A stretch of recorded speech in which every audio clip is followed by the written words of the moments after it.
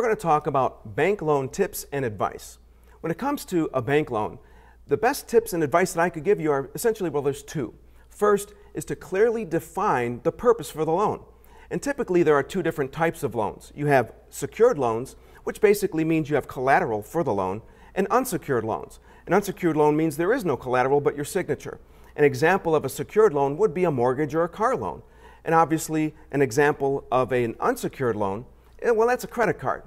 Well, when you get into a loan situation, you're considering a loan, you want to have a clearly defined purpose for that loan.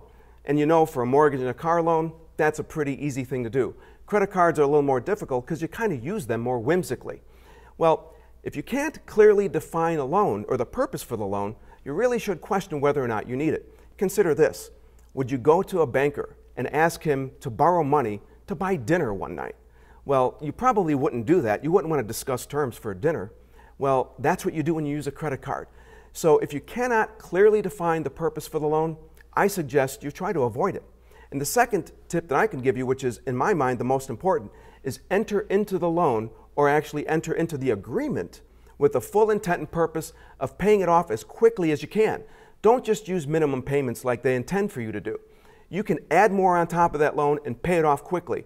You'll save hundreds, possibly thousands of dollars in interest, and you'll get your cash flow restored because once you get into a loan, you're committing on the bottom line to a certain amount of payment every month.